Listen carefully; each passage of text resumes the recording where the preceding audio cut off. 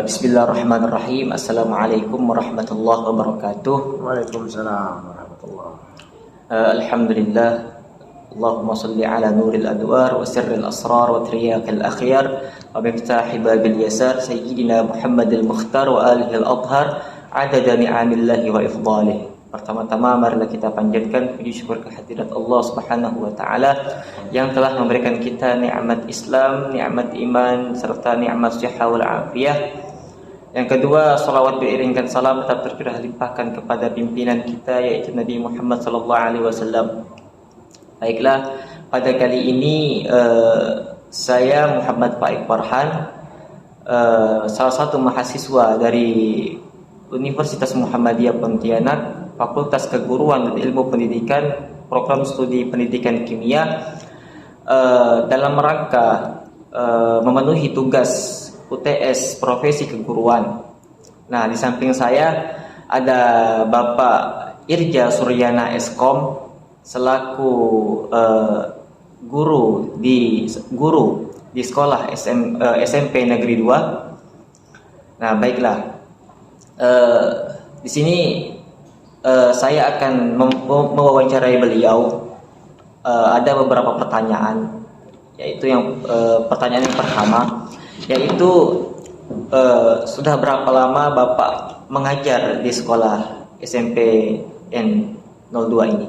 Saya mengajar di sekolah ini terhitung mulai tahun 2012. Nah, jadi udah termasuk hampir 11 tahun lah. 12 tahun. 12 tahun Pak ya? 12 tahun, jalan 12 tahun. Oh iya, baik. Saya di sini, profesi saya sini, saya mengajar TIK. Nah, program studi saya TIK, dan saya juga pengelola lab ini ya, yang kita duduki sekarang ini. Oh iya, baik Pak, terima kasih Pak. Mata pelajaran apa yang Bapak ajar di sekolah ini? Itulah tadi teknologi informasi komputer TIK. Ya. Nah, itu bidang studi TIK. Itu bidang studi TIK itu tercakup juga ke prakarya. Nah, jadi sebelum TIK dia ditiadakan itu gabung dengan prakarya. Sekarang kurikulum Merdeka itu udah masuk TIK lagi. Nah, jadi di luar jam TIK itu ya prakarya. Oke, baik Pak. Selanjutnya, apakah ada mata pelajaran lain yang Bapak ajar selain mata pelajaran yang sesuai dengan ijazah Bapak? Itu tadi tuh masuk ke silabusnya masuk ke prakarya bisa. Saya mengajar di situ, dan di situ juga ada tentang teknologi juga di salah satu silabus prakarya tadi. Cuma induknya ya pelajaran TIK, teknologi informasi komputer. Apakah ada perbedaan antara mata pelajaran TIK sama beda lah, prakarya? tetap beda. Tetap beda, Pak, ya? Tetap beda lah. Kalau prakarya itu ya hanya penjabaran teoritisnya. Kalau TIK itu kan teoritis dan praktek. Oh, gitu. Makanya di sini saya ngajak ke lab sini supaya bisa melihat. Nah, inilah. Jadi siswa belajar itu di lab saya ini. Oh, gitu, Pak. Jika ada mata pelajaran apa saja Pak, dan mengapa Bapak mengajar mata pelajaran tersebut? Ya karena sesuai dengan linear saya. Nah, linearitas sekarang ini saya ini kan TIK. Nah, jadi sesuai dengan linear saya sarjana komputer. Nah, jadi diarahkan memang untuk pengajaran TIK. Kalau saya ngajar bahasa Indonesia tak linear. Oh ya. Nah, karena jurusan saya bukan bahasa Indonesia, karena jurusan saya komputer. Cuma untuk penanggulangan jam di luar itu bisa saya ngajar. Apakah ada kesulitan yang dialami Bapak saat mengajar mata pelajaran prakarya tadi kan, yang di luar pendidikan ketika kuliah? Yang namanya kendala pasti ada. Karena untuk pelajaran prakarya itu kan motivasi anak membuat satu karya. Kalau untuk TIK itu memotivasi anak untuk membuat software. Itu ya perbedaannya. Contoh kalau pelajaran prakarya itu kan bukan sub bidang saya. Takkanlah saya mau bikin kerajinan tangan dari kertas-kertas. Nah, cuman karena ada perpaduan bisa menggunakan TIK. Kita kasih anak-anak suruh nonton YouTube cara tutorial pembuatan prakarya, misalnya pembuatan dari bahan triplek, dari bahan kertas, dari bahan kardus. Nah, tutorialnya silahkan lihat. Nah, itu makanya berkesinambungan, cocok. Cuman ya itulah tadi, karena ketidaksesuaian jurusan, cuman saya permudah sebenarnya. Kesulitannya tak kesulitan. Yang mana anak tetap ada perbedaannya. Ya Pak. Oke Pak. Pertanyaan selanjutnya yaitu bagaimana cara Bapak mengatasi kesulitan tersebut? Ya tadi lah diajak anak-anak tadi itu. Misalnya saya ini kan tidak pandai menjahit. Di jurusan kami itu tak ada istilah menjahit, jurusan komputer tuh. Solder ada. Nah, masang kancing. Nah, itu kan bukan jurusan saya. Nah, itu tadi kendala itu. Ya mau tidak mau ya saya contohkan lah. Minta contohkan anak-anak wanita tadi itu, anak yang perempuan, siswi perempuan. Nah, gimana ada yang menjahit. Nah, beginilah contohnya. Seperti itu ya.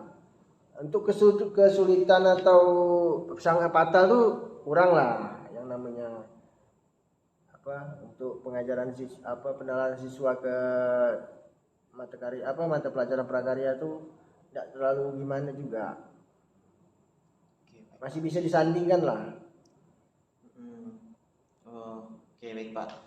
Selanjutnya, menurut Bapak, apakah seorang guru perlu memiliki profesionalitas? Ya perlu juga lah. Kalau tak ada profesional, bagaimana kita mau menunjang sistem pengajaran kita?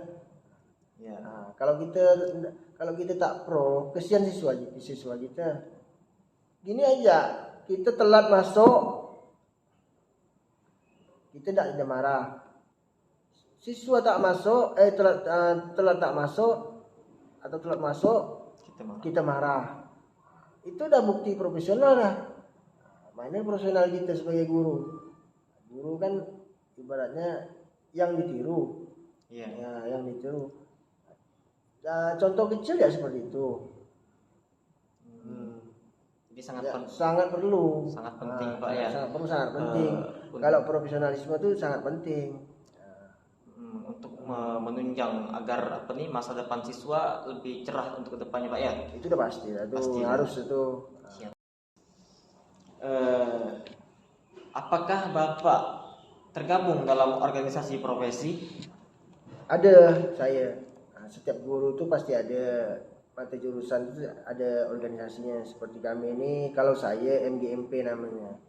Nah, itu musyawarah guru mata pelajaran. Khusus TIK. Nah, setiap bidang studi itu pasti ada. Nah, MGMP juga namanya. Nah, kalau organisasi PGRI itu seluruh lah. Seluruh guru. Itu organisasi nasional punya. Nah, kalau untuk setiap guru itu ada istilahnya MGMP. Pak ya. Oke Pak, saya lanjut Pak ya. Ya. Dapatkah Bapak menceritakan tentang organisasi tersebut dan apa saja keuntungan yang Bapak dapatkan dari menjadi anggota organisasi tersebut?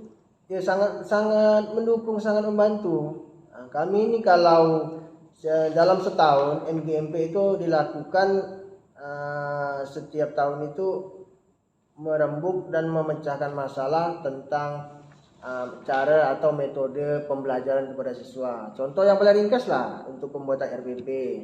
Itu yang di bidang kami. Pembuatan RPP, cara pembuatan soal. Itu rembuk musyawarahnya di situ. Di forum MGMP tadi itu.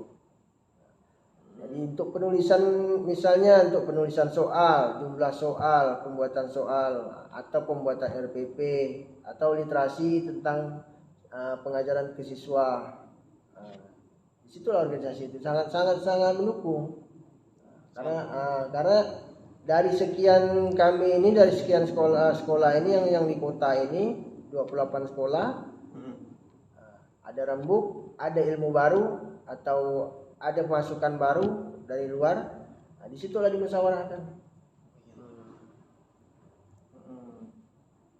Jadi jadi organisasi ini Pak sangat selain apa namanya ini MGMP selain berguna sebagai menunjang RPP siswa di dalam mata pelajaran, itu organisasi tersebut kan juga sebagai apa namanya sebagai wadah Pak ya, iya, sebagai wadah penampung apa namanya aspirasi setiap guru. ya aspirasi setiap guru agar apa namanya ini pendapat-pendapat atau yang lain itu dapat tersalurkan Pak ya. Iya. Oke Pak. Selanjutnya menurut Bapak apa kelebihan dan kekurangan dari pembelajaran daring bagi siswa?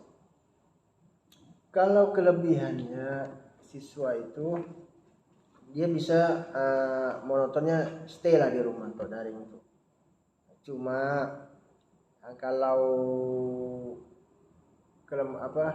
kelemahan-kelemahannya itu banyak sih. Cuman kalau keuntungan tuh dalam sistem pembelajaran itu siswa tuh dapat melakukan ini, dapat bervarian baru cara sistem ajar mengajar kami. Seperti daring itu kan sebelum Covid kemarin kan kami tidak tatap muka, itu daring. Tidak tatap muka, dan konvensionalnya itu mereka bisa stay di rumah, bisa santai di rumah. Bisa santai di rumah. Santai di rumah. Ya. Jadi selain saya rasa sih Pak ya, lebih banyak kekurangannya daripada kelebihannya. Karena memang kalau di rumah itu kan adanya pembelajaran daring ini kan agar siswa itu kan dapat apa namanya tuh merasakan perkembangan teknologi ya Pak ya. Kalau menurut saya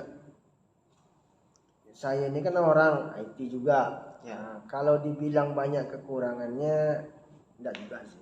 50-50 lah. Tergantung pemakaiannya.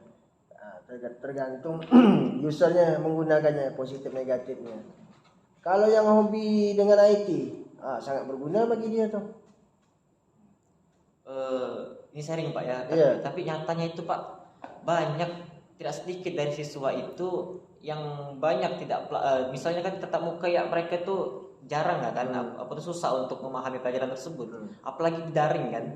Nah akan lebih, saya rasa itu, dan saya mengalami tersebut, kalau di daring itu agak lebih sulit saya untuk memahami pelajaran tersebut. Itulah tadi, itu tergantung metode ajarnya masing-masing. Tergantung metode ajar. Kalau si pengajar terlalu monoton, yang ngikut mata pelajaran itu pun, yang dalam jaringan itu pun bosan juga. Jadi itulah tadi dalam forum MGMP kami ini membuat sistem ajar bagaimana supaya lebih menarik dalam sistem daring ini, atau membuat cara metode-metode ajar yang dalam daring ini seperti Zoom meeting lah.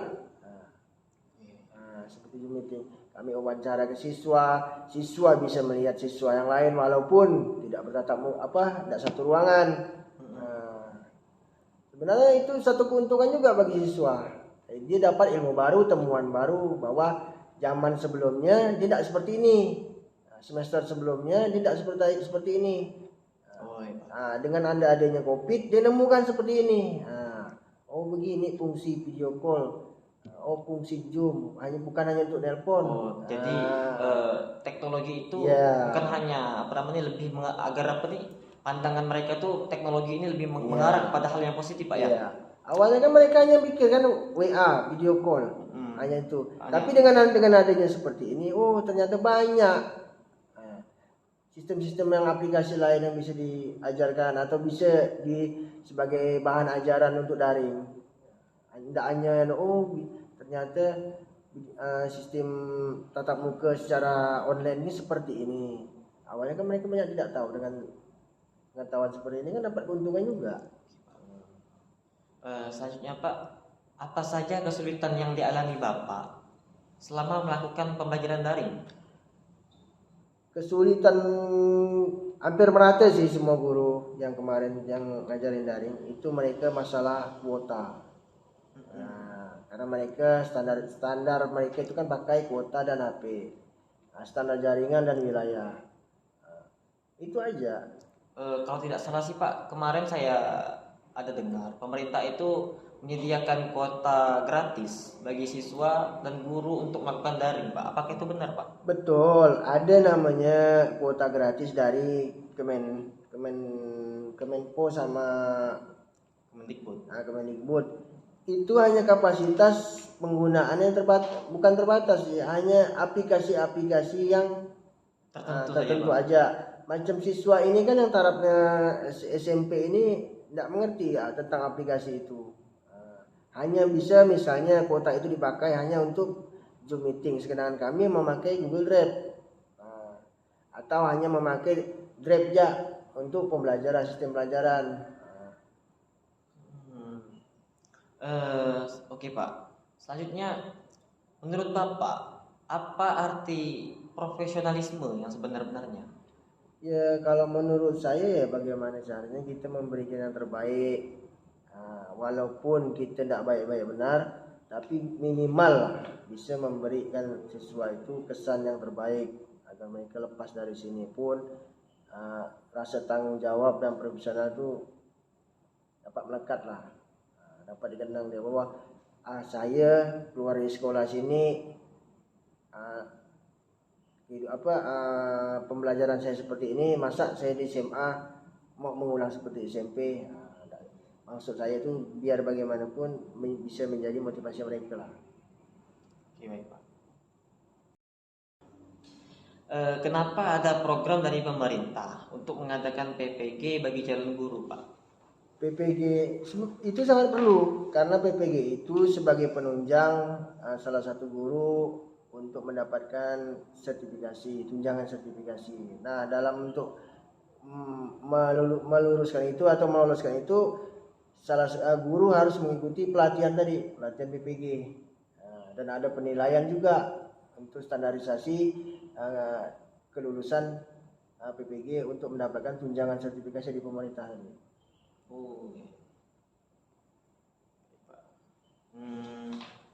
Selanjutnya, menurut Bapak, perlukah program PPG tersebut dan apa manfaat bagi Bapak? Ya sangat perlu lah. Jadi tidak segampang itu orang untuk mendapatkan sertifikasi hanya karena dia telah lama mengajar atau telah lama masa kerjanya dia sudah bisa dapat, tapi tanpa mengikuti tes. Dengan adanya PPG ini ya tes PPG ini ya bisa menunjang lah pembelajaran pada mereka. Jadi yang mereka untuk mendapatkan tunjangan sertifikasi ini benar-benar diuji sesuai dengan kemampuan dan studi banding dia mungkin, atau sistem kerja dia atau sistem dalam pengajaran dia. Di situ kan semua dites tuh di dalam PPG tadi. Jadi sangat perlu Pak ya, sangat bermanfaat lah bagi. Oh sangat. Ya Pak. Jika melihat tentang degradasi moral yang melanda pendidikan kita, seperti tawuran pelajar, bentrokan mahasiswa, kasus asusila, bolos, mencontek, dan sejumlah permasalahan lainnya, menurut Bapak, apa yang salah dalam sistem pendidikan di negeri kita? Sebenarnya 50-50 lah. Tidak juga salahkan dari pemerintah, tidak juga menyalahkan dari anaknya. Karena ini mengikuti perkembangan zaman. Di zaman saya mungkin kalau guru marah, kita pulang dimarahkan orang tua. Kalau sekarang guru marah, kena undang-undang. Ada undang-undang perlindungan pula. Sebenarnya. Jadi menurut Bapak tuh undang-undang tersebut apakah baik untuk guru-guru atau malah menyusahkan gitu Pak? Sebenarnya baik juga. Itu kan untuk ibaratnya jalur lalu lintas lah, penataan guru. Tapi kan Pak sebatas mana yang boleh dilakukan oleh guru. Tapi kan Pak, yang saya lihat selama ini semenjak adanya undang-undang tersebut, banyak tidak sedikit dari siswa atau mahasiswa tuh yang melawan guru. Jadi tuh mereka tuh ada apa namanya ini, ada topangan dari undang-undang tersebut. Nah, itulah tadi itu makanya ya di apalagi di era sekarang zaman digitalisasi. Jadi mereka semua itu mencontoh dari sistem-sistem media. Nah, untuk penanggulangan tadi makanya di sini macam kami di sekolah SMP 2 ini untuk penerapan agama itu penting.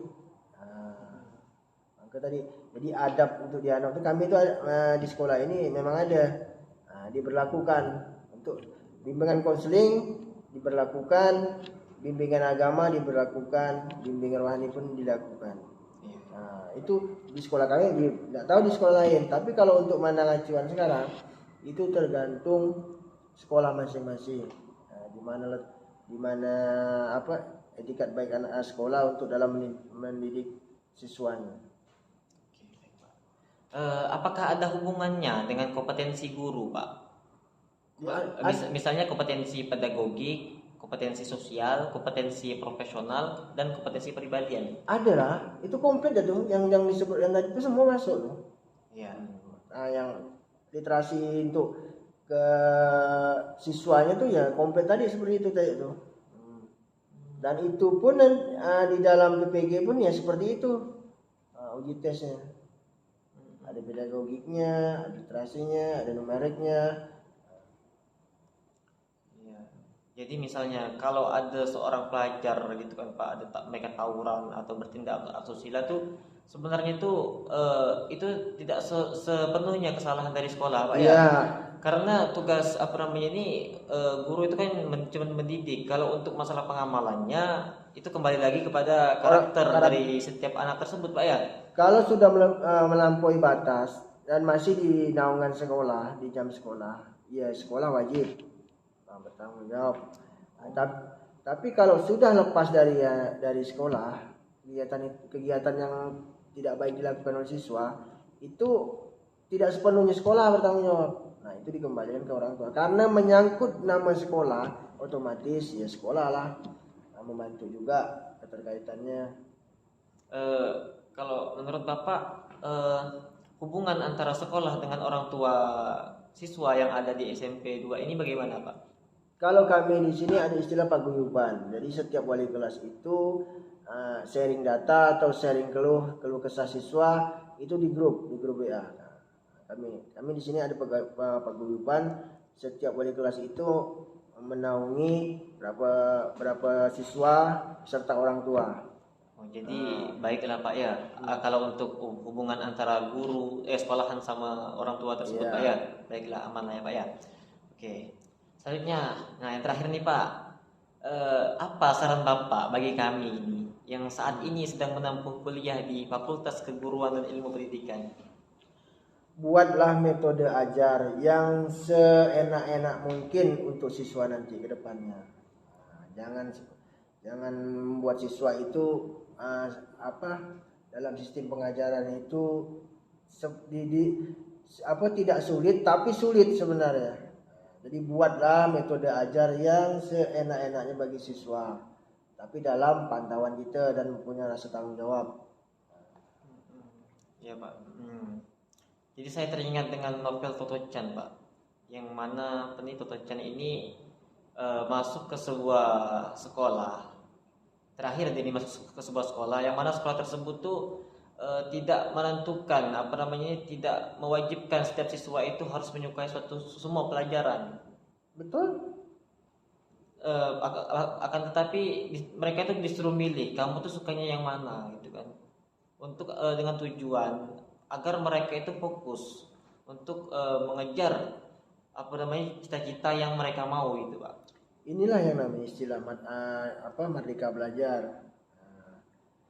Tapi kalau kita hanya berpatokan satu, dia hanya menyukai satu kesenian, yang lain tidak suka, itu tidak akan menunjang juga. Maksud saya, buatlah semua seenak mungkin siswa itu. Dalam pengajaran kita seenak mungkin siswa itu mau belajar tentang pelajaran pelajaran ini buat ibarat tidak menyusahkan lah. Oke, baik Pak. Baiklah Pak, terima kasih atas wawancaranya hari ini. Dan terima kasih juga Bapak telah memperkenankan saya, mengizinkan saya untuk bisa mewawancarai Bapak. Mungkin Bapak memiliki kegiatan yang lain, tapi Bapak sempatkan untuk mengisi wawancara tersebut kan, wawancara ini. Mudah-mudahan apa yang diwawancarakan ini bisa memberikan manfaat bagi kita semua, lebih khususnya mempertambahlah ilmu pengetahuan bagi saya tersendiri lebih khususnya. Baiklah Pak, terima kasih Pak ya.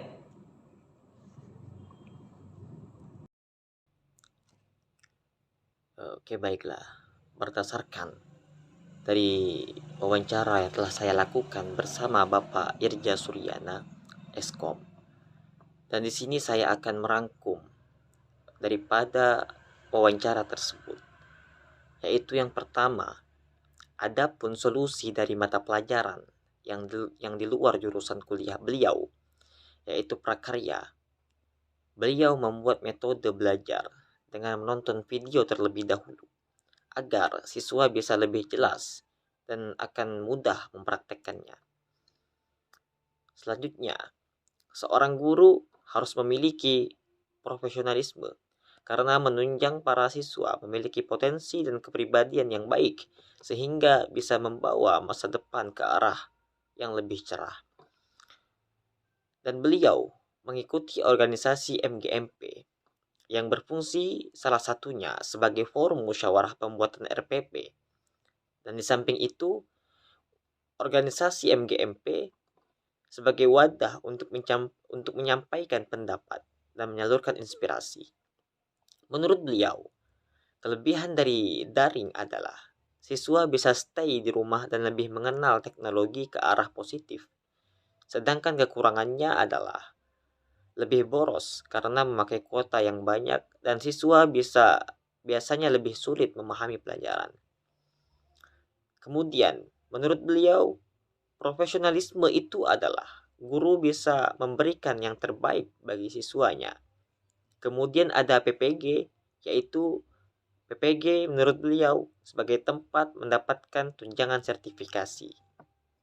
Selanjutnya, jika ada degradasi moral, itu tidak sepenuhnya pendidikan yang disalahkan, karena itu kembali kepada siswa. Pendidikan telah memberikan yang terbaik pada mereka. Dan jika ada degradasi moral, misalnya pada jam pelajaran, pada jam sekolah siap bertanggung jawab. Dan jika di luar itu, tanggung jawab kembali kepada orang tua. Dan semua itu berhubungan dengan kompetensi guru, yaitu kompetensi pedagogik, kompetensi sosial, kompetensi profesional, dan kompetensi kepribadian. Adapun pesan beliau bagi kami yang sedang menempuh kuliah di FKIP adalah, jika kelak sudah menjadi guru, buatlah metode belajar yang senyaman mungkin bagi siswa. Kemudian yang terakhir adalah, secara ringkas, secara dari keseluruhannya, profesi guru banyak yang diperlukan, dibutuhkan, baik itu pengetahuan tentang IT, lokal, budaya, dan masyarakat. Itu keterkaitan dengan numerasi dan literasi guru dalam menjalankan pembelajaran di era milenial. Dan dalam profesi guru, pemerintah juga memberdayakan dan memperhatikan kesejahteraan seorang dengan diadakannya uji profesi, sertifikasi atas kelayakan profesionalismenya dalam menjalankan sistem belajar dan mengajar di setiap jenjang pendidikan sekolah. Oke, itu saja. Baik, terima kasih.